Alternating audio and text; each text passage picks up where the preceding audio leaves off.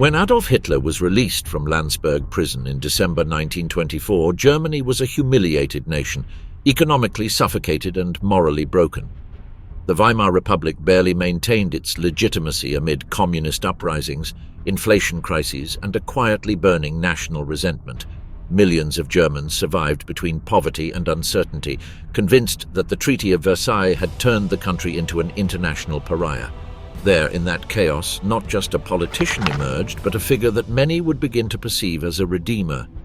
Hitler did not present himself to the Germans as an ordinary man, but as the bearer of a historical destiny. The masses did not observe him from a distance, but with fervor, almost with religious devotion. His word became a promise, his image a symbol, his voice certainty. The National Socialist Party, which had been a marginal movement, became an unstoppable machine of propaganda, mobilization, and collective faith. Unlike other parties, it did not appeal to economic reason, but to the repressed emotion of the people.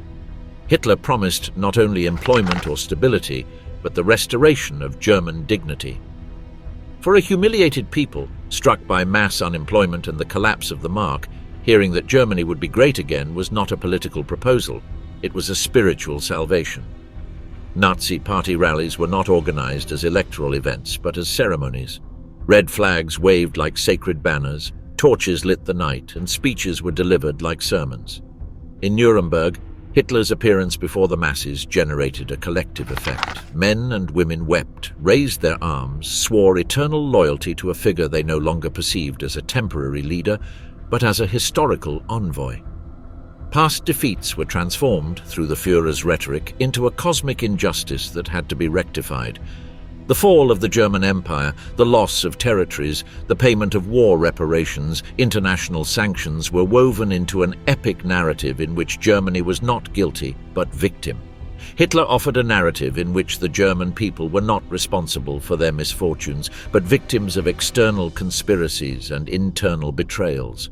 In that narrative, every German saw themselves as part of an outraged community that had to rise and fight for its redemption. Politics became myth. Through radio, cinema, and controlled newspapers, Hitler's figure multiplied until it was present in every home. He was not only a visible leader, he was a constant presence, a face hanging in public offices, schools, factories, and living rooms. His image presided over school ceremonies, and children learned to pronounce his name with reverence. For many Germans, especially for the youth growing up under the regime, Hitler was not an elected ruler, but the living symbol of the nation. The crowds followed him not out of obligation, but out of conviction. The Great Depression of 1929 acted as a catalyst. While millions became unemployed and banks closed, Hitler traveled the country promising order. While others offered economic programs, he offered destiny. When he was appointed Chancellor on January 30th, 1933, he did not do so as another politician rising to power, but as the leader of a people in search of their lost identity. The torches lighting the Brandenburg Gate that night did not celebrate a cabinet change, but the beginning of an era that many Germans believed providential. Under the appearance of legality, the transformation of the state began. The Reichstag fire, attributed to communist conspirators, provided the perfect excuse to suspend constitutional freedoms and grant Hitler extraordinary powers. The population, far from resisting, applauded these measures. They did not see them as a loss of liberties, but as a necessary purge to eliminate the enemies of the nation. The promise of unity and racial purity began to penetrate the collective mind, not as an imposition, but as a moral aspiration. Millions of Germans, convinced they were part of a historical rebirth, voluntarily surrendered their freedom in exchange for belonging to something they believed to be eternal. Nazi propaganda did not merely manipulate information. It constructed a worldview. Every film, every poster, every speech defined the German as part of a mystical national body. The Volksgemeinschaft, the people's community, promised to overcome class, religious, or regional divisions in a single racial organism.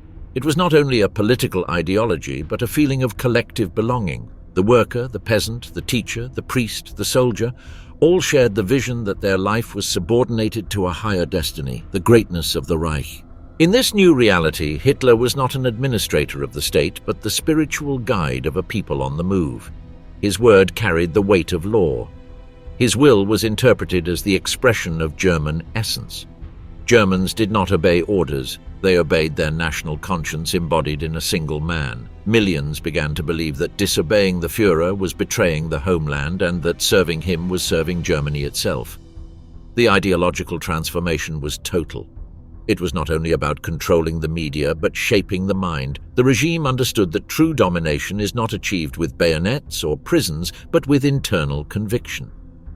Thus, while the SA marched through the streets and the Gestapo watched from the shadows, millions of citizens felt proud to belong to something that transcended their own existence.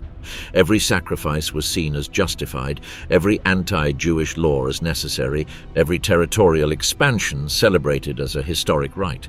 By the mid-1930s, when Germany began to recover its economy, reduce unemployment and openly challenge the restrictions of the Treaty of Versailles, fervor turned into national euphoria.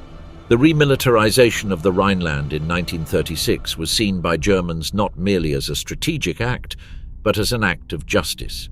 The masses listened to Hitler's voice broadcast over public loudspeakers, and many cried with joy, convinced they were witnessing the rebirth of their nation. The plebiscites that legitimized the Führer's decisions were not a farce for the voters. They were acts of faith. National Socialism became the religion of the 20th century for millions of Germans. Hitler promised not only prosperity, but historical transcendence. He offered not policies, but destiny. He asked not for votes, but for absolute loyalty. For many Germans, Hitler's rise to power was not a coup or a political accident, but the fulfillment of something long awaited. And in that moment, in that instant, when the lights of the Nuremberg Stadium came on and the Führer appeared before the masses, millions of German citizens sincerely believed that their history had begun anew. The propaganda machinery of the Third Reich. When Joseph Goebbels assumed the Ministry of Propaganda and Public Enlightenment in 1933, Germany ceased to be an informed nation and became a molded nation. It was not just about controlling the media, but about transforming the perception of reality. Goebbels did not see propaganda as just another political tool, but as a total weapon intended to penetrate every corner of German life. For him, cinema, radio, newspapers, children's books, and even everyday conversations were to act as extensions of the same voice, that of the Führer. Within a year, informational plurality was eliminated. Independent publishers disappeared, newspapers were bought or closed, and journalists had to swear loyalty to the regime. Truth ceased to be a fact and became a design. Radio was a central instrument. Goebbels understood that it was not enough to broadcast speeches. Hitler's voice had to reach every home. To this end, he promoted the mass production of the Volksempfänger, a low-cost radio subsidized by the state. Millions of families obtained one, making it a common object in the German living room. Radios could not easily tune into foreign stations. They were mainly designed to receive official broadcasts. When Hitler spoke, the streets stood still.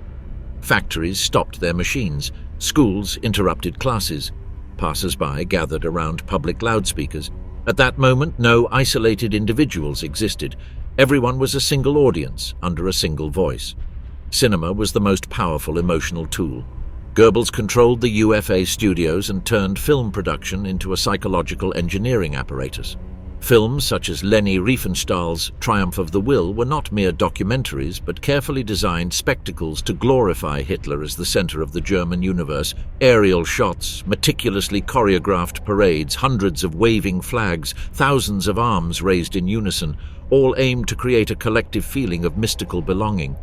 The viewer was not invited to reflect, but to absorb. Every scene was loaded with symbols evoking power, order, and historical destiny. The Führer was not presented as a politician, but as the embodiment of the German soul. The written press was purged from the start. Jewish newspapers were closed. Editors not affiliated with the party were arrested or forced to resign. International news was filtered by the state, not with the intention of informing, but of creating enemies and heroes. When Germany remilitarized the Rhineland, newspapers did not headline an illegal act under international treaties, but the courage of Germans in reclaiming their honor. Every word was loaded with intent. Goebbels did not seek to convince through reason, but through emotion. He knew the reader was not meant to analyze, but to feel pride, outrage, hope, or fear. Objectivity was replaced by the epic narrative of national redemption. The education system was reorganized so propaganda would not only shape the present, but mold the future. Teachers were forced to join the National Socialist Teachers League. Textbooks were rewritten to glorify the Germanic past, demonize the enemy, and present Hitler as the fulfillment of the German destiny. Children learned history not as a sequence of events, but as spiritual preparation for struggle. Biology became racial pseudoscience, geography became expansionist propaganda. In classrooms, children were not taught to think, but to obey. From an early age, the German child was educated to belong before to exist. Propaganda did not limit itself to traditional media, it penetrated everyday life. In trains, posters announced, "He is guilty, the Jew." In cinemas, before each film, newsreels showed Hitler greeting crowds while omitting concentration camps. In stores, shop windows displayed anti-Semitic slogans. In religious celebrations, pastors aligned with the regime preached that Hitler had been sent by Providence. Political rituals were transformed into national festivities. Hitler's birthday was celebrated as the day of German rebirth. Initiation ceremonies in the Hitler Youth reproduced pagan and Christian liturgies, merging the sacred and political into a single act of faith. Through cinema and radio, Goebbels not only exalted the Führer, but created the absolute enemy. Screenings of The Eternal Jew portrayed Jews as parasites, as a biological threat. The words usury, degeneration, and conspiracy were repeated constantly until they were embedded in the population's mind. It was not an opinion, it was a revealed truth. The enemy ceased to be an individual and became an abstract, omnipresent entity responsible for all ills. In this way, any action of the regime against that enemy was perceived as just. Large public gatherings were designed to provoke a total sensory experience. Hitler was not only heard, he was experienced. Torches burned as if they were eternal symbols. Red banners with the swastika hung over colossal buildings. The monumental architecture designed by Albert Speer served as a symbolic stage for the German rebirth. Every stone, every column, every light was designed to convey the sense that Germany was not a country, but a mission. The mass, gathered in perfect synchrony, merged into a single will. When Hitler appeared, silence became absolute before exploding into a unanimous roar. In that moment, the individual ceased to exist. Only the people and their Führer remained. Propaganda also penetrated the private sphere. Soldiers' letters were checked to ensure there was no discontent. Broadcasts transmitted stories of proud mothers sending their sons to the front as if offering a sacred sacrifice. Radios played patriotic songs that glorified heroic death. Goebbels understood that total control required not only directing what Germans heard, but also what they thought in the intimacy of their homes. Even jokes against the regime could be punished as treason. Propaganda was not only based on repeating favorable messages, but also on silencing any doubt. As the 1930s progressed, the propaganda machinery achieved its goal, not only to convince, but to replace reality. When Hitler announced the annexation of Austria in 1938, millions of Germans celebrated it as if they had regained a part of their own body. The streets were flooded with flowers, balconies were covered with flags, and the radio broadcast the event as if it were the coronation of an emperor. The people did not see invasions, but unification. They did not see aggression, but historical justice. Propaganda had succeeded in making Hitler's will perceived as their own.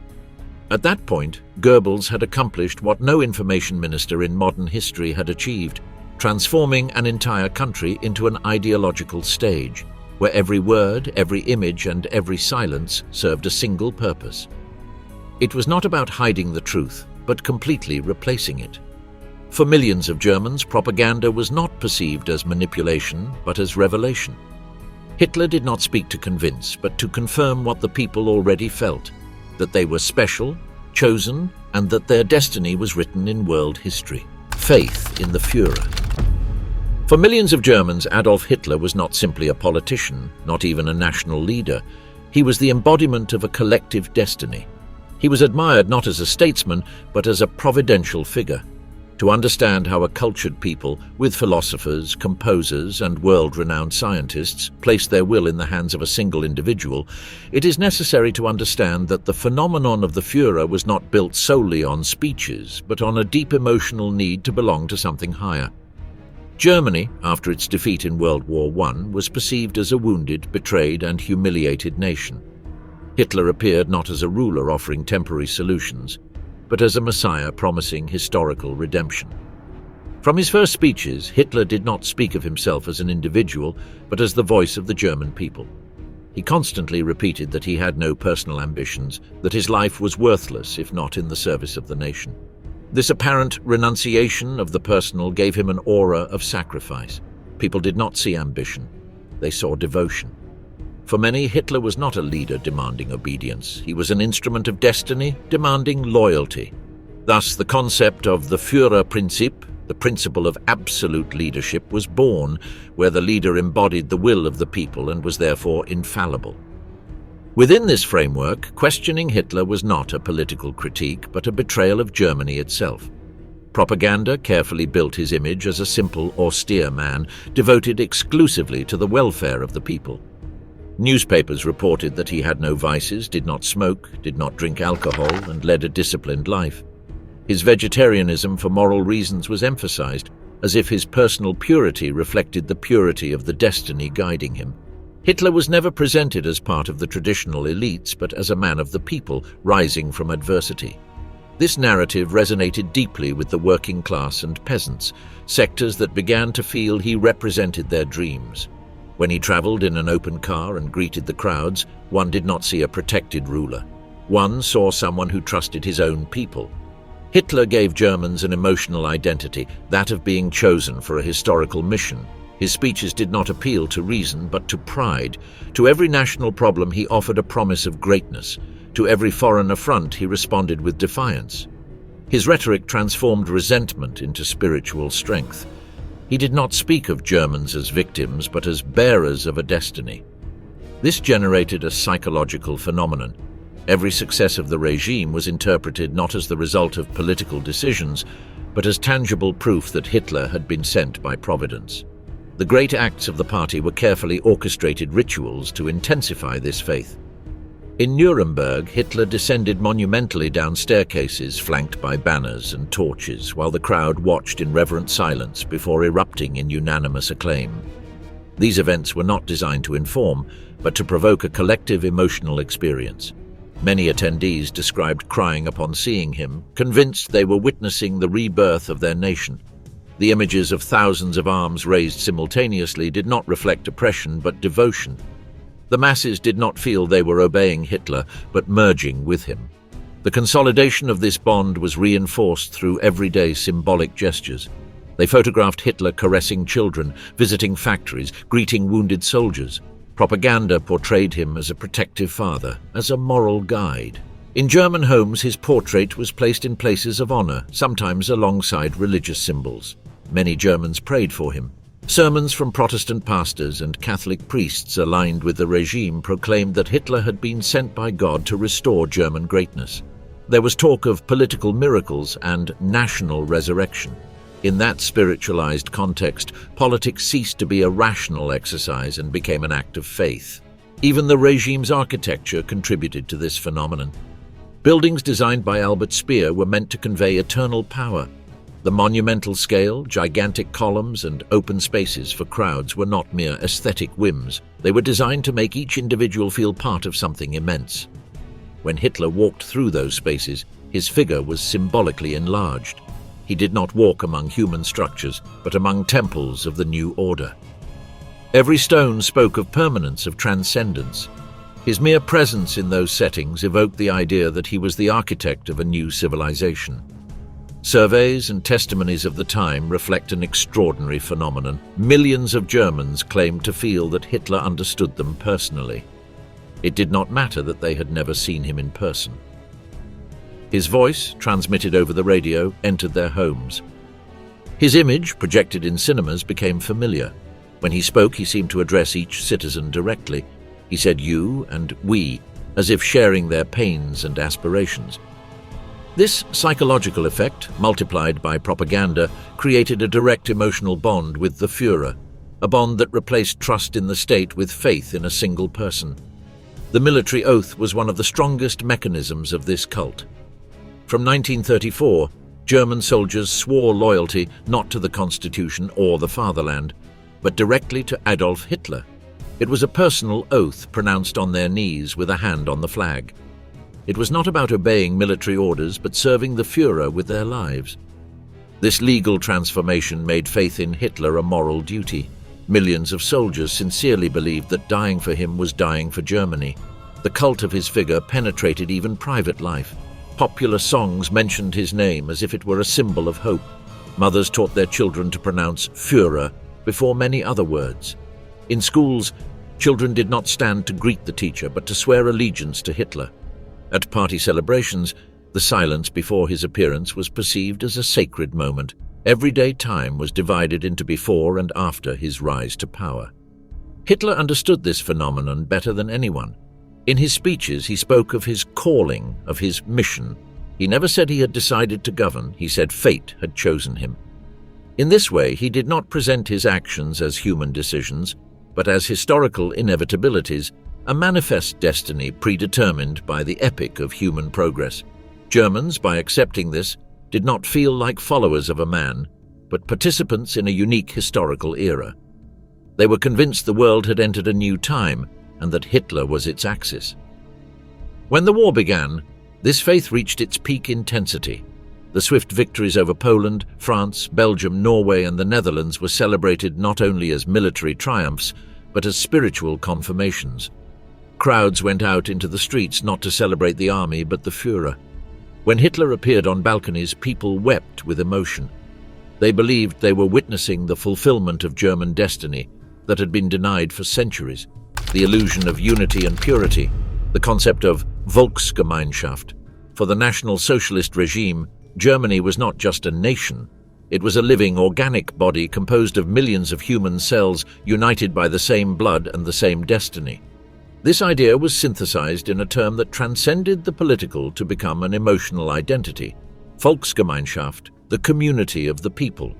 It was not an administrative concept, but a spiritual revelation that promised to transcend class, religious, or regional divisions into a single racial community. In that ideal, every German was part of a higher whole, a historical mission.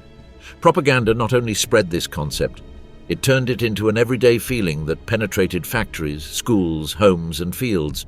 Newspapers published stories intended to move the people like the following.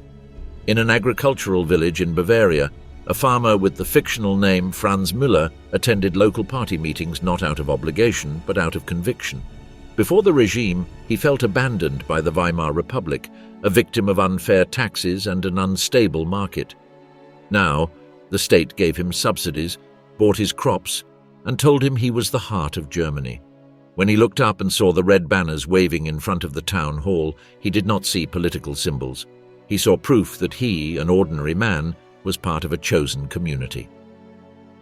The Volksgemeinschaft turned rural life into a patriotic act, and propaganda really took effect across the nation, especially among those struggling economically and disillusioned with the past.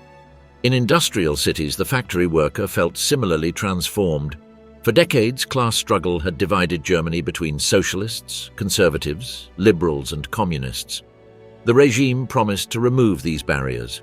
Workers were offered social programs, paid vacations, sports activities, and access to concerts and theaters through the organization, Strength Through Joy. Suddenly, the worker who had previously seen the state as distant now perceived it as a companion. He was not fighting to improve his wages, he was fighting to strengthen the community. Receiving a subsidized Volkswagen car or participating in a Baltic cruise, he felt not only material well-being, but national dignity. The illusion of unity was also experienced in homes.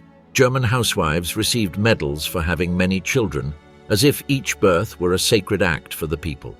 The Mutterkreuz, the cross of the German mother, was awarded in solemn ceremonies, proclaiming that giving birth to Aryan children was a transcendent service. In towns and cities, mothers marched with their awards, proud to be recognized not as individuals but as pillars of the nation. The home was no longer a private space, it was a sanctuary for the future of the Reich. In schools, teachers instructed children not as students but as future guardians of the community. History taught that the ancient Germans were a warrior people destined to rule. Biology transformed into racial doctrine. The child heard that their blood connected them to a lineage that had to be kept pure. Mathematics included problems calculating the cost of maintaining unproductive people. implying that the community should rid itself of weak elements. In the classroom, citizens were not built, but cells of a collective organism. For the youth, the Volksgemeinschaft was an experience of emotional fervor. In the Hitler Youth, any boy learned that camaraderie was not friendship, but racial brotherhood.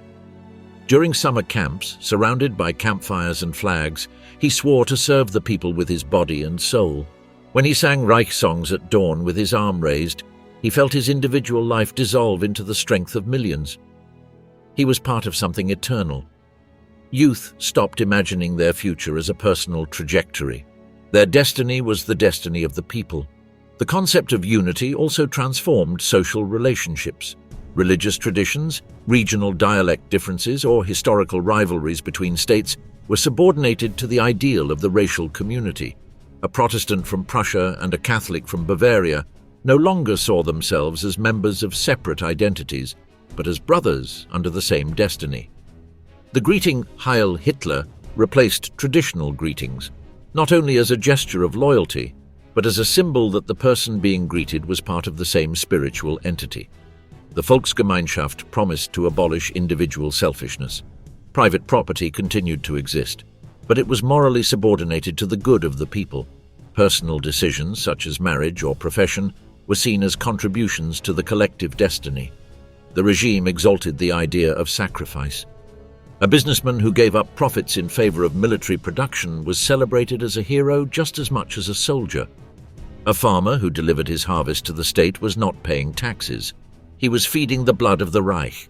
This ideal of purity was not symbolic. It had legal and biological consequences. The community of the people was defined by blood, not citizenship. Jews, the disabled, Roma, and other groups were systematically excluded. They were not expelled from the country immediately, but first from the emotional community. Signs saying Jews not allowed were not presented as prohibitions, but as measures of national hygiene. In the minds of many citizens, exclusion was not seen as injustice, but as purification. They were made to believe that the community had to be clean to remain strong. One of the most powerful aspects of the Volksgemeinschaft was its ability to transform fear into cohesion.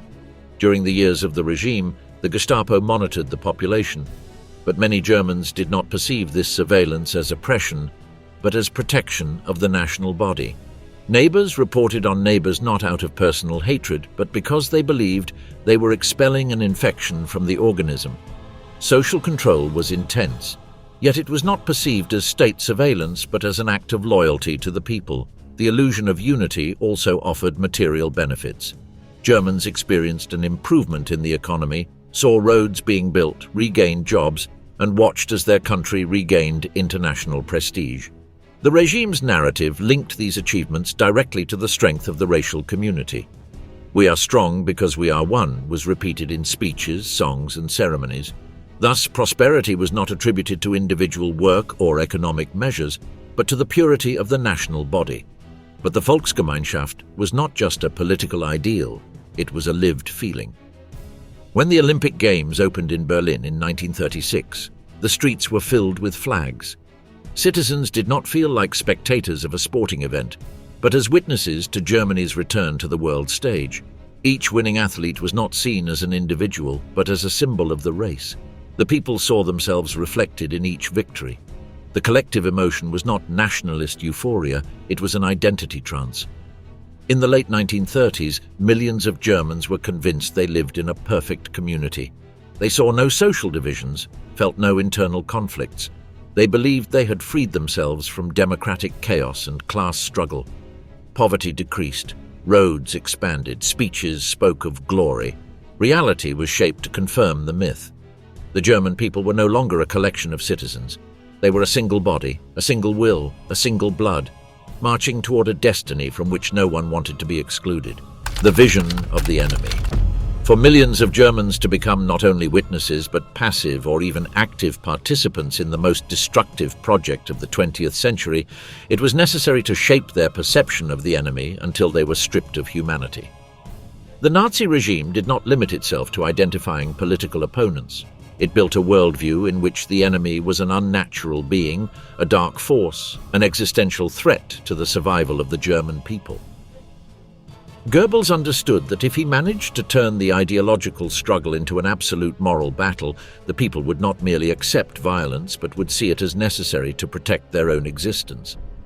From the very beginning, the regime established a hierarchy of enemies. At the top were the Jews, portrayed not as individuals but as a parasitic race operating in the shadows to corrupt nations. This portrayal did not arise from nothing. It was fed by old prejudices, reinforced by caricatures, pamphlets, school books, and films that depicted Jews as physically deformed, morally degenerate, and biologically dangerous. In contemporary diaries, a Hamburg merchant noted that his neighbors began to speak of Jews not as people with names but as them, an abstract entity to be protected against. Language changed before politics. People stopped speaking of Jewish citizens and began speaking of the Jewish threat. In schools, teachers used maps to show how, according to propaganda, Jews controlled the financial world.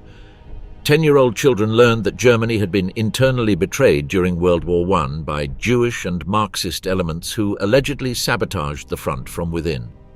Biology lessons included exercises comparing the supposed Aryan purity with Jewish degeneration. The German child did not receive information but a moral framework. The Jew was not simply different, he was dangerous. The same mechanism applied to other groups. Communists were presented as agents of worldwide chaos, whose goal was to destroy Western civilization. The British were portrayed as hypocrites who spoke of freedom while exploiting entire colonies. The Soviets were shown as barbaric, inhuman hordes ready to invade Europe. Yet all these enemies were presented as instruments of a greater plan orchestrated by the international Jewish conspiracy. Propaganda thus established a simple, totalizing narrative. Germany was not fighting for territory or power, but for its own moral and biological survival. In cinemas, films like The Eternal Jew showed scenes of crowded markets where Jewish actors were depicted as dirty and greedy, while images of rats running through garbage were overlaid to create a subconscious association. In weekly newsreels, the face of the Jew was the face of danger. Families attending these screenings did not see fiction, they saw official truth. When they left the cinema and returned home, they no longer encountered a Jewish neighbor but the embodiment of the enemy. On the radio, Goebbels gave speeches presenting every international event as aggression against Germany. If a country criticized the Nazi regime, announcers explained that it was because Germany was exposing the hidden power of Jews abroad. International public opinion was seen not as politics but as conspiracy. Every critique was interpreted as confirmation that the enemy feared Germany's resurgence. In bakeries, in markets, in tramcars, everyday conversations began to fill with phrases that did not come from personal experience but from official discourse. During the pogroms of 1938, known as the Night of Broken Glass, many citizens did not participate in the violence, but neither did they intervene. The broken windows, the burned synagogues, and the looted businesses did not generate compassion, but a strange sense of restored justice. The crowds watched in silence, convinced that the community was being purified of a latent threat. The enemy was not only the visible Jew, but also the infiltrator, the saboteur, the one pretending to be German while destroying from within. This idea created an atmosphere of constant social surveillance. In a small town in the Rhineland, a teacher reported one of her colleagues for making ironic comments about Hitler. She did not act out of personal hatred, but out of conviction. She believed she was defending the community from the danger of doubt. The enemy was no longer someone on the front, but someone in the classroom, in the corner shop, on the park bench. This collective paranoia bonded the town through shared fear. During the war, this vision of the enemy reached apocalyptic proportions. The Soviets were portrayed as subhuman beings, capable of indescribable atrocities. The media reported dramatically on alleged crimes committed by Red Army soldiers to generate psychological terror. In the diary of a German soldier on the Eastern Front, it reads, "I do not see them as men. If we do not stop them, they will kill our women and children. I do not fight for Hitler. I fight so that Germany does not disappear." This sentence summarizes the success of the regime. The enemy was confronted not for ideology, but for survival. On the home front, propaganda explained every defeat as the result of betrayal or conspiracy. When Allied bombs devastated cities like Hamburg and Dresden, many Germans did not blame the Reich's military strategy, but the supposed evil of the enemy. The ruins did not generate rejection of the war, but affirmation that the struggle was against dark forces bent on destroying Germany. The mothers who lost their children in the bombings did not curse the regime. They swore that the sacrifices would be avenged. The regime reinforced this mentality with concrete laws and policies. The Nuremberg racial laws were presented not as oppression, but as defense of the people. Mass deportations were hidden behind euphemisms such as resettlement to the east. In many towns, when Jews disappeared, citizens assumed they had been sent to work for the war effort. They did not need proof. Moral certainty, instilled over years, was enough to believe the enemy had to be neutralized. The vision of the enemy became the psychological axis of the regime. It no longer mattered whether a German was fully convinced of Nazism. It was enough that he believed in the danger. Fear united the nation as much as pride did. And as long as the enemy existed, the community considered itself morally obliged to fight. Every poster, every speech, every film reinforced the same idea. Germany was not conquering, it was defending. It was not exterminating, it was protecting itself. It did not act out of hatred, it acted out of duty. Everyday life under the Third Reich. For most German citizens, life under the Third Reich was not perceived as a dictatorship, but as a national rebirth. The regime offered employment, stability, and a sense of belonging that had vanished after World War I and the chaotic years of the Weimar Republic.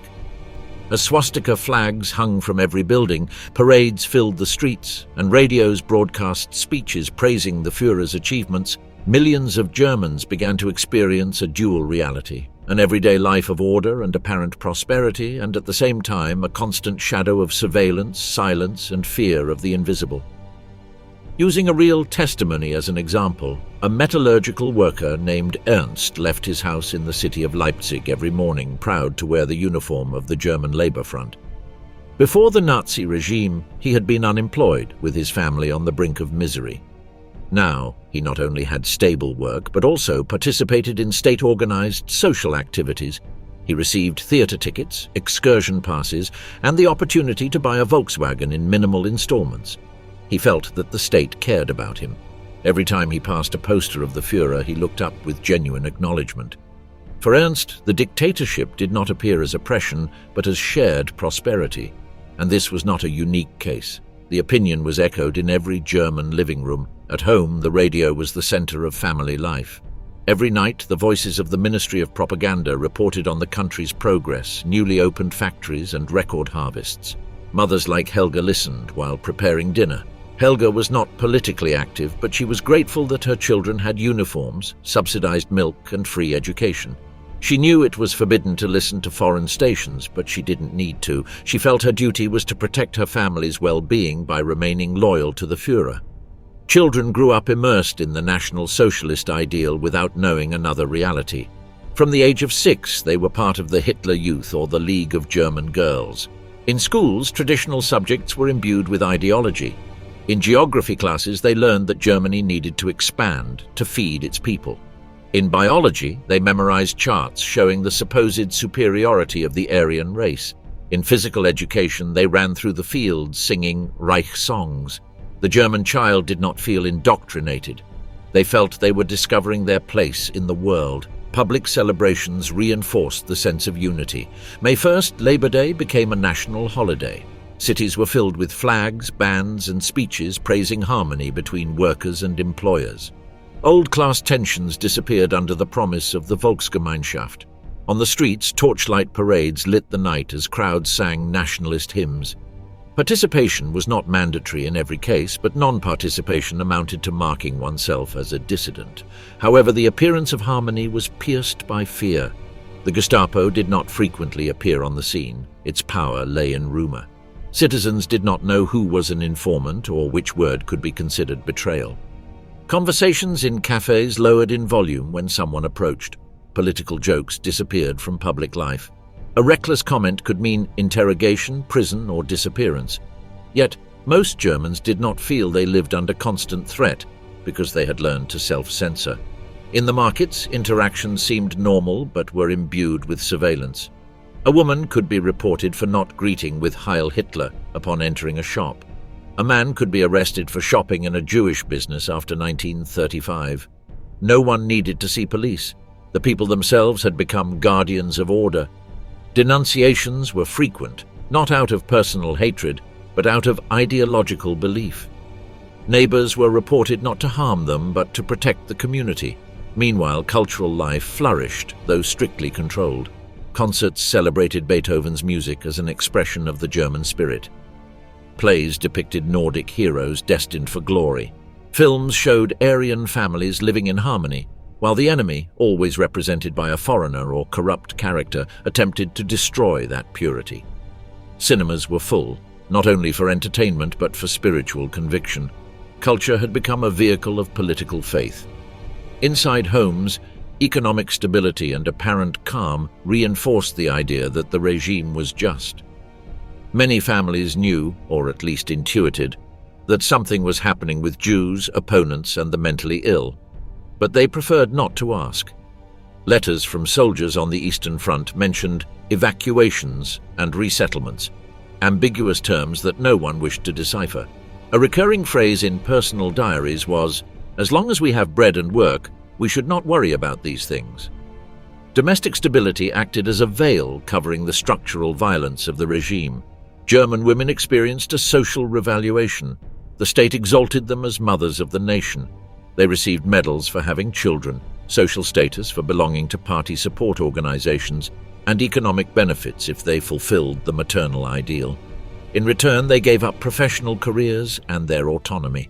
However, many accepted this role with pride, convinced that they were contributing to the greatness of the Reich. Religion coexisted with Nazism in an ambiguous way. Some churches openly aligned with the regime, claiming that Hitler had been sent by God to restore order.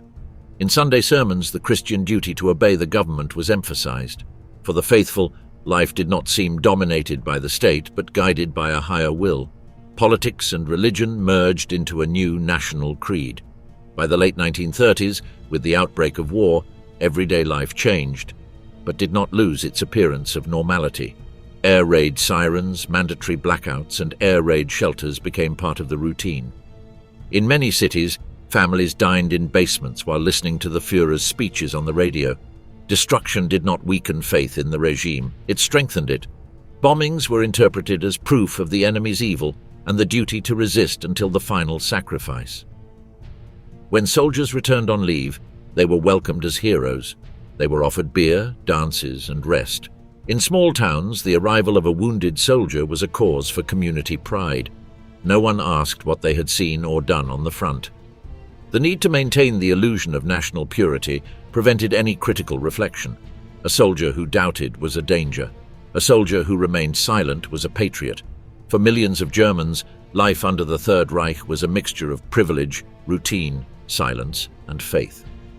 While the regime offered them material stability and a sense of historical importance, they offered loyalty, obedience, and voluntary renunciation, war as a patriotic duty. In the early hours of September 1, 1939, when the first German shells crossed the Polish border, millions of Reich citizens did not feel that a war of conquest was beginning, but the fulfillment of a long-announced destiny. The radio reported that Polish units had attacked German territory and that Germany was compelled to defend its honor. Many families gathered in front of their receivers in reverential silence. The Führer's words resonated like a sacred mandate. It was not about invading, but about restoring national dignity. For the German people, the war was not a political act. It was a patriotic duty, a historical test that would confirm their right to exist in the world as a sovereign power. The initial enthusiasm was genuine. In cities and towns, streets filled with parades. Young people marched in immaculate uniforms, smiling with flowers in their rifles. Women saw them off with pride, not with sorrow. Mothers like Ilse Hoffmann, whose testimony appears in contemporary archives, said, "I prefer to see him leave as a German soldier than see him live without honor." That phrase, repeated in thousands of households, revealed the emotional state of the country. The war was not a tragedy. It was a consecration. The first war reports from the front reinforced this conviction. The rapid defeat of Poland was presented as the liberation of oppressed ethnic Germans. The invasion of France in 1940, far from being perceived as aggression, was interpreted as rectifying historical injustices. German soldiers crossed rivers and fields convinced that they were repairing the world. Letters from the front, reviewed by military censorship, reflected this perception. A corporal wrote, "I do not fight for myself. I fight for all who will come after. Every step we take is to secure Germany's future patriotic duty did not arise from coercion, but from a moral conviction instilled from childhood." In cities, the war effort was experienced as a shared mission. Factories operated day and night. Posters proclaimed, "Every screw is a shot against the enemy." Women entered industry with the same fervor as soldiers at the front. Housewives handed in copper pots to be melted into ammunition. Children collected metal and paper for the army. Every everyday act was imbued with patriotic meaning. Civil life ceased to be civil. It became an extension of the front. Soldiers, for their part, experienced the war as a blend of camaraderie and transcendence. In the first months, units advanced rapidly, receiving letters of admiration from their hometowns. In their backpacks, many carried Mein Kampf as a spiritual text. During nights in the camps, they spoke of expanding the living space of the German people, of securing land and resources for future generations. Young people did not dream of returning soon to resume their lives. They dreamed of leaving their name engraved in the history of the Reich. Propaganda reinforced this view. Newsreels showed soldiers crossing European cities under the cheers of the population, hiding any resistance. Newspapers published photographs of soldiers sharing bread with blonde children in newly occupied villages, presenting the war as a civilizing act. Even bombings were celebrated as surgical strikes against enemies of the people. Every victory was attributed to faith in the Führer and the spiritual strength of the community of the people. As the campaigns extended eastward, the war took on an absolute ideological tone. The invasion of the Soviet Union in 1941 was presented as a crusade against Bolshevism. Soldiers received pamphlets explaining that they were not facing an army, but an inhuman horde determined to destroy Europe. The German soldier saw himself as a barrier between civilization and barbarism. In personal diaries, many wrote that they were not fighting for their own lives, but for the survival of the continent. Meanwhile, at home, the war continued to be narrated as a shared duty.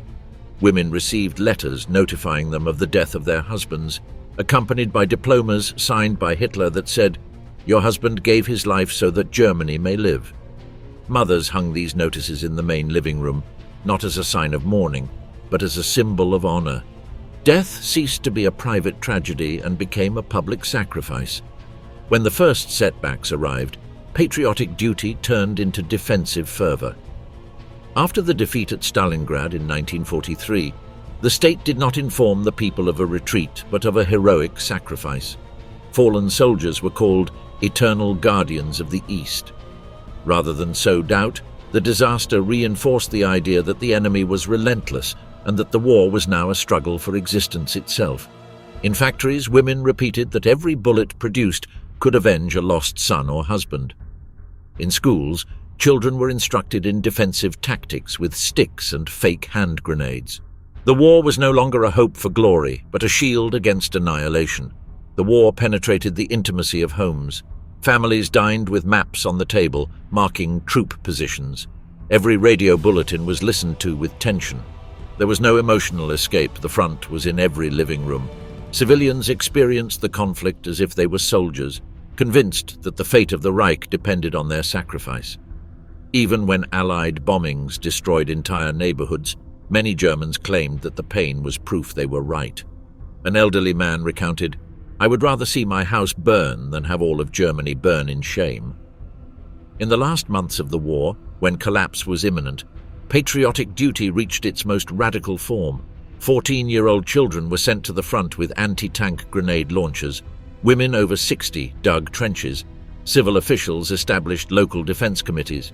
The fight was no longer for the Führer, but to prevent chaos. The state had convinced many that defeat would mean the end of Germany as a nation.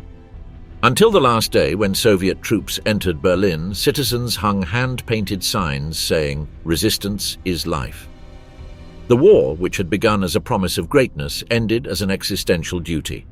For millions of Germans, it was not a military campaign, but a spiritual battle fought in the name of a people who believed they were defending not only their territory, but their place in history and the world. The knowledge of the Holocaust. When the first Jews began to disappear from German neighborhoods, there were no official announcements and no public farewells. The shutters were found closed in the morning, shops shuttered, furniture piled in the streets. These were not noisy arrests, but silent absences. Propaganda spoke of resettlements in the East and of work for the war effort. Millions of Germans heard those words without asking for details. For many, it was not necessary to know more. The state was acting and the people trusted. The unknown was not a mystery to be solved, but a moral burden to be kept at a distance. The deportations were visible. Trains left from central stations loaded with men, women and children. Neighbors saw Jews walking toward the wagons escorted by German police or by the SS. In some towns, silent crowds gathered. There were no shouts or protests, nor celebrations. Only a tense acceptance. Silence did not mean ignorance, it meant passive agreement. In letters intercepted by censorship, a civilian wrote, "They are being sent to work where those people belong. Better not to talk about it." The phrase sums up a general attitude: to know without acknowledging, to accept without taking part, to look without seeing. The idea that Jews were not being killed but relocated was a central element of the official narrative. At the same time, rumors circulated. Soldiers on leave spoke of mass shootings in Poland, of mass graves near Minsk, of trains returning empty. Some spoke in low voices, others fell silent abruptly when they noticed unfamiliar looks. In taverns, people commented that the Jews will not return, yet the majority of those who heard those rumors did not discuss them. It was not prudent to ask. The fear of the Gestapo mixed with the ideological conviction that the fate of the German people required extreme measures. In villages near concentration camps, the truth was impossible to ignore. The ovens worked at night, and columns of smoke rose constantly. The smell of burning flesh permeated the air. Civilians saw columns of prisoners march toward the camp and did not see them again. Some farmers reported finding ashes in neighboring fields after the wind. Trains loaded with confiscated clothing arrived regularly at state warehouses. The visual evidence was present, but the German citizen's mind had been trained to translate the obvious into justified narratives. Those prisoners were enemies of the state. It was a war for survival. The enemy had to be eliminated so that the people could live. Knowledge of the Holocaust was not binary. It was not a matter of knowing or not knowing, but of accepting different levels of moral comprehension. There were those who knew clearly and supported actively, convinced that the elimination of the Jew was necessary.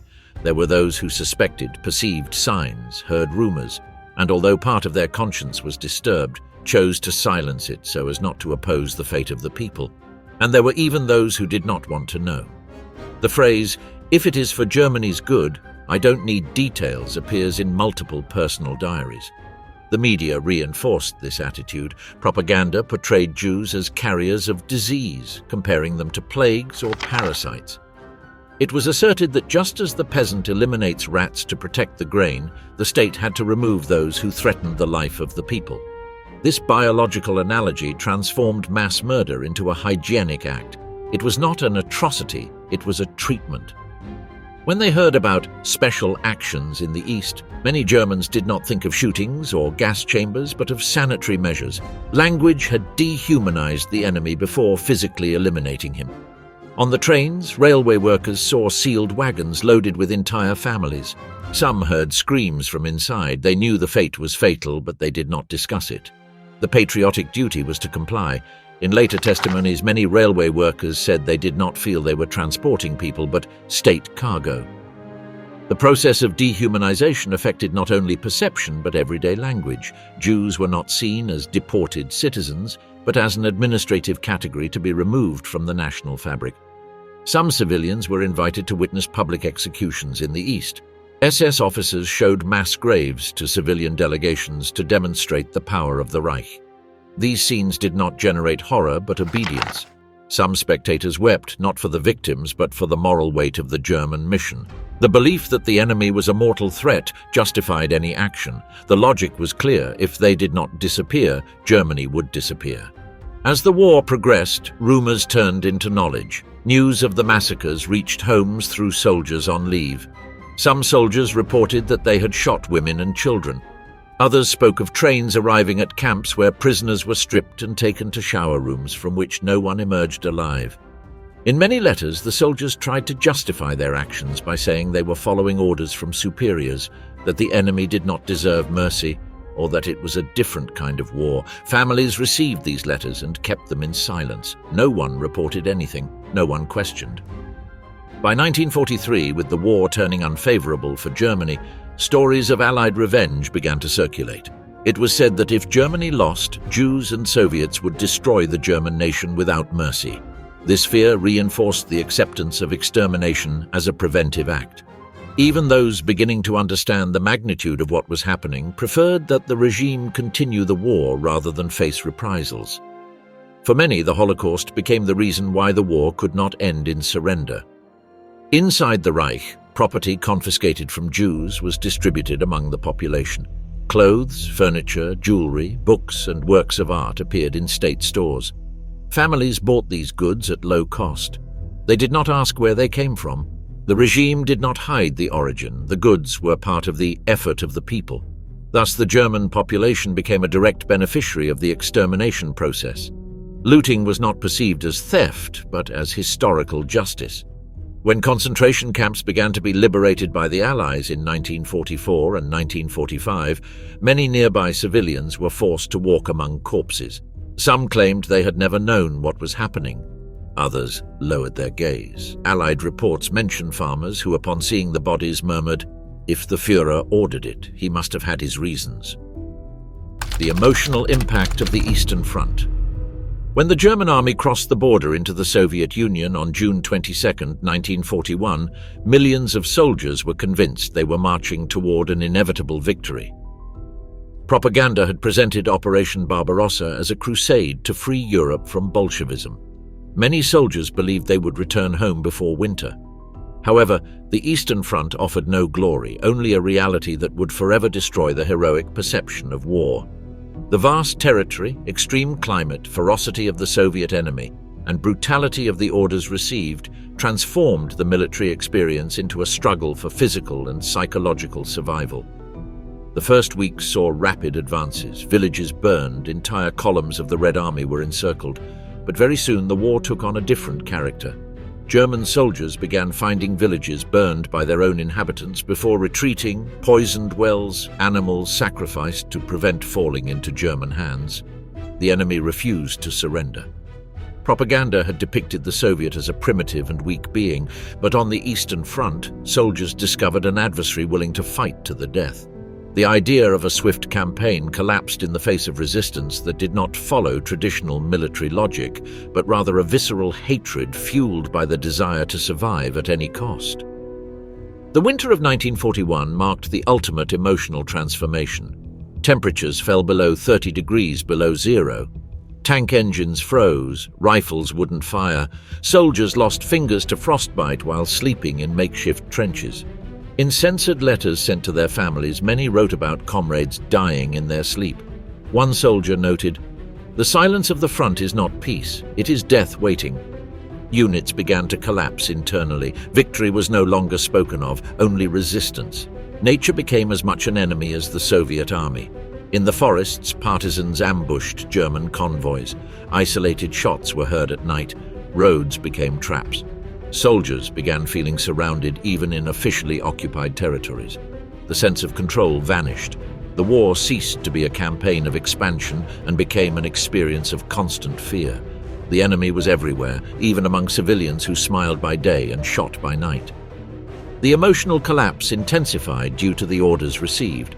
The soldiers were not only fighting the Soviet army, but were also participating in mass executions of Jews and communist commissars.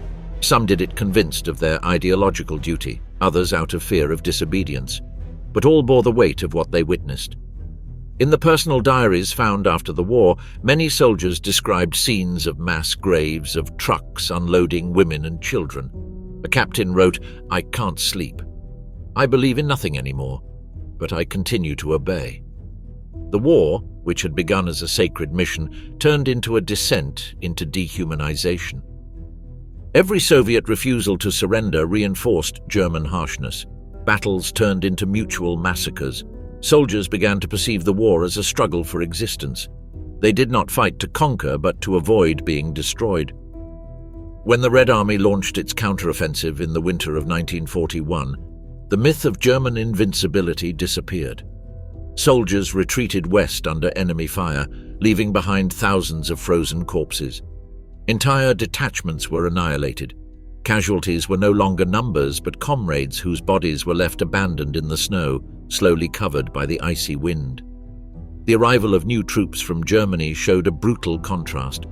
Young recruits, arriving optimistic, encountered silent veterans with empty stares. The Führer was no longer spoken of during nights in the bunkers. There were no songs, no speeches.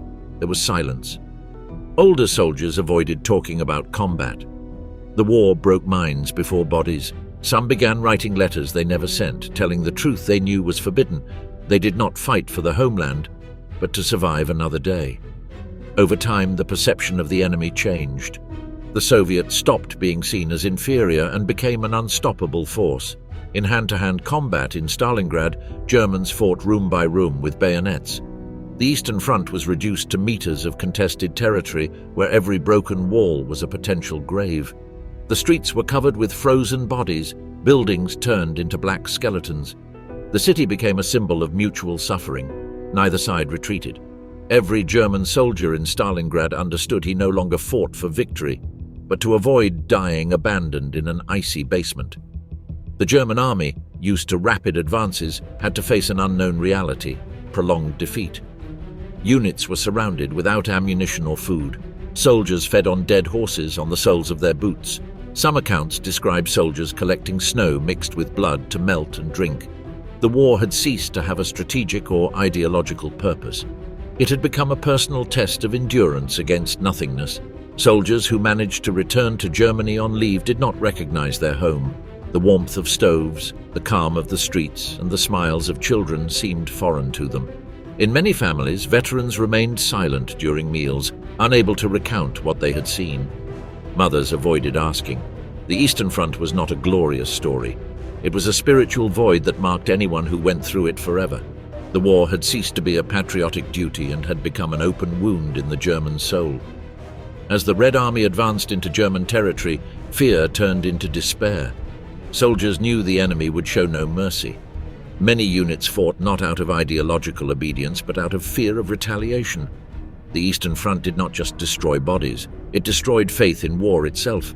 It had begun as an ideological crusade and ended as a collective nightmare in which every day of life was a personal victory against the abyss. Blind faith in the face of collapse. At the beginning of 1944, as the Allied armies advanced inexorably from the west and the Red Army surged from the east, the German population began to face a profound emotional contradiction. Cities burned under the bombings. Trains filled with the wounded arrived endlessly. Battlefields devoured entire divisions. Yet instead of surrendering to the evidence of collapse, many Germans clung even more strongly to the belief that the Führer had a secret plan, that a miracle weapon would change the course of the war. This hope did not arise from reason, but from an inner need not to accept that all sacrifices, such as the dead, the ruins, and the spilled blood, had been in vain. In radio broadcast speeches, Adolf Hitler assured that Germany was on the verge of a decisive change. He spoke of new technologies, rockets capable of destroying London in minutes, invincible jet planes. Every word was carefully crafted to keep fanaticism alive. Joseph Goebbels reinforced this narrative with his call for total war, proclaiming that only the people willing to sacrifice without reserve deserved to survive in history. Radio broadcasts ended with the phrase, "Victory will be ours," even when there were no longer enough armies to defend the borders. In factories, workers listened to these messages while the bombings made the walls tremble. Some accounts mention workers raising their heads with determination when the V2 weapons were mentioned, as if German science were the tangible manifestation of national destiny. In the streets, leaflets read, "If we hold on a little longer, the world will see the power of German genius." Propaganda did not deny the bombings or defeats, but presented them as part of the process before the final resurgence. It was the last act of faith of a people no longer fighting to conquer, but to avoid falling into darkness. Many civilians feared what would happen if Germany surrendered. Rumors of Soviet reprisals fueled collective terror. In towns near the Eastern Front, stories circulated of razed villages and raped women. These reports did not weaken faith in victory, they intensified it. For millions of Germans, surrender was not an option, not out of ideological loyalty, but out of fear of extermination. The war was no longer fought for Hitler or the Reich, but for personal survival. Propaganda skillfully exploited that fear, ensuring that only victory or death could guarantee the preservation of the people. In the last months of the war, the Volkssturm was formed, a militia made up of 14-year-old boys and 60-year-old men. They were given outdated rifles, defective bazookas, and promises of glory. Some of these children, like Hans Krebs from Berlin, marched convinced that they would witness the final miracle.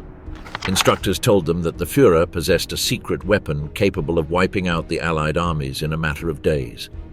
Faith in the Führer did not weaken with defeat. In some sectors, it turned into apocalyptic fervor. The idea that the ultimate sacrifice would seal German greatness penetrated public speeches and households. Meanwhile, entire families prayed for divine intervention in air raid shelters. Some believed Hitler was an instrument of God. Others saw him as a man destined to suffer to save his people. Even when speeches became inconsistent and the Führer's voice sounded shaky on the radio, the belief persisted. In a diary written during the last days of Berlin, a woman noted, "If we fall, at least we will fall fighting. The Führer will not abandon us. Germany will rise from our ruins." This phrase reflected a widespread mentality. Accepting defeat was equivalent to betraying the meaning of German history. The SS maintained fanaticism brutally. Officers executed any soldier who spoke of surrender. In towns, the Gestapo hung posters with the names of defeatist traitors. Entire families could be shot for listening to foreign broadcasts or expressing doubts about victory. Faith was no longer voluntary, it was mandatory. Yet many continued to believe sincerely. Fanaticism mixed with terror, creating a desperate devotion. Believing became the only way to endure the unbearable. Hitler, confined in his bunker, continued issuing orders to units that no longer existed. Military situation maps became symbols of a parallel reality. Generals reported that no divisions were available, no fuel, no troops. Hitler responded that victory depended on faith, not resources. Inside the Reich, radios repeated that the enemy will be expelled at the gates of Berlin. While bombs fell on the capital, the Führer's voice continued speaking of a final counterattack. For many Germans, the inevitable fall did not bring clarity, only more darkness. The idea of total collapse became a spiritual test. Some civilians wrote that if the Reich were to perish, then the world did not deserve to exist. This mentality led many to destroy their own homes before allowing them to fall into enemy hands. The burning of entire cities was not seen as defeat, but as an act of purification.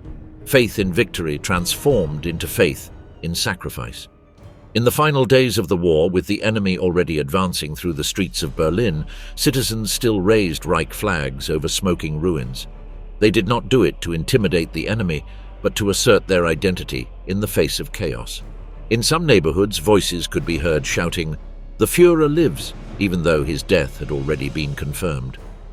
Faith had not disappeared. It had become delirium. The German people did not surrender intellectually. They surrendered physically when there were no weapons, no houses, no cities, no roads left.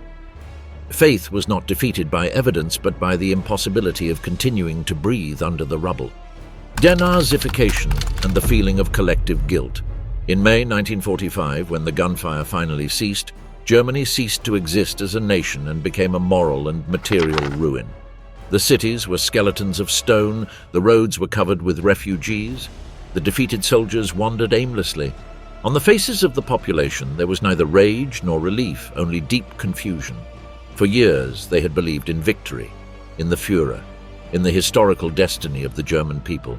Suddenly, everything collapsed. The subsequent silence was so overwhelming that many did not understand whether the war had ended or whether the world had simply stopped. When Allied troops began to liberate the concentration camps, German civilians were forced to see what their government had hidden or what they had decided not to see. In cities near Dachau, Buchenwald or Bergen-Belsen, American and British officers gathered the neighbors and made them walk among the stacked corpses. Some covered their faces, others cried. A woman from Weimar shouted, "We knew nothing of this," while the soldiers forced her to keep walking. Photographs of those tours show astonished faces, but also empty stares. The horror was not processed as guilt, but as disbelief. The myth of the innocent people began to be constructed at that very moment. The Nuremberg trials began a few months later. For the first time, the leaders of a state were judged not for treason or defeat, but for crimes against humanity. In the German streets, the trials were observed with a mixture of distance and fatigue. Many considered it the justice of the victors. Others, unable to accept the magnitude of the crime, preferred to see the accused as victims of fate. In letters and diaries of the time, the same idea is repeated: "We also suffered." That phrase became an emotional wall preventing recognition of collective responsibility. All of Germany had been bombed. Millions of civilians had died. Entire cities had disappeared. One's own suffering served as a refuge from guilt. Denazification began immediately. Every citizen had to complete a form asking whether they had belonged to the party, the SS, or any of its organizations. Interrogations multiplied. Those who had held public office were removed. Thousands of teachers, police officers, and officials were removed from their positions. Factories changed hands. Books were censored. Symbols were banned. However, the process was uneven. In the Western zones, the Americans and British soon discovered that the reconstruction of the country required the same technicians, engineers, and administrators who had served the regime. Within a few years, many former party members quietly returned to administrative and industrial positions. Nazism disappeared from uniforms, but not from biographies. Collective guilt became a taboo subject. In cafes, no one spoke of the past. Conversations revolved around food, scarcity, reconstruction. Children asked about their missing parents and received evasive answers. The ruins were too visible to talk about. In churches, sermons asked for forgiveness, but without pointing out the guilty. In homes, the war was remembered only as shared suffering. Mothers spoke of the bombings, of the dead children, of hunger. The concentration camps were rarely mentioned. The phrase, "no one knew anything," became the national mantra. In the Soviet zone, Denazification took on a more brutal form. The purges were systematic and public humiliations were common. Thousands of Germans were sent to labor camps. Soviet propaganda did not seek reflection but punishment. In the East, guilt was not internalized, it was imposed by force. In the West, however, the Allied occupation relied on re-education. Documentary films showed Nazi crimes in cinemas. School children had to read victims' testimonies. Newspapers spoke of the moral error of the German people, but the impact was limited. Most viewed these images with horror but without personal connection. The crimes belonged to others, them, the leaders who had manipulated an innocent people. Economic reconstruction slowly erased memory. With the Marshall Plan and the creation of the Federal Republic of Germany, the priority shifted from the past to the future. Germans wanted to live again, eat, work, and, if possible, forget. In the 1950s, trials were reduced, the guilty were released for good behavior, and the country immersed itself in a moral reconstruction based on silence. Collective memory was rewritten around the idea of mutual suffering, Germany as a victim of the war like any other nation. In that context of denial, the first dissenting voices emerged. Intellectuals like Karl Jaspers and Theodor Adorno began to speak of the moral guilt of the German people, not as criminal responsibility, but as a spiritual debt. Jaspers argued that even those who had not directly participated in the crimes were guilty for having accepted living under a regime that committed them. His words met resistance. The majority were unwilling to accept that burden. The generation that had survived the regime saw the past as an alien nightmare, something imposed by the victors. However, the post-war-born youth began to ask questions. In the 1960s, when Germany had regained its economic stability, a new generational conflict arose. Children questioned their parents about what they had done between 1933 and 1945. Many discovered that their teachers, doctors, or mayors had been Nazis. Family photographs hid uniforms, insignias, oaths. At that moment, the country began to look at itself in the mirror. Guilt ceased to be abstract and became personal history. Denazification was never total, but it slowly transformed German consciousness. The generation that had marched under the Reich's banners ended their days in silence, between nostalgia and shame. Their children grew up among rebuilt ruins and fragmented truths. In the following years, Germany became a symbol of a historical paradox, a people who reached the highest degree of obedience and afterward the deepest moral examination of their own identity. When the last ruins were removed and new buildings began to cover the country's scars, the past did not disappear. It remained underground, invisible, waiting to be remembered.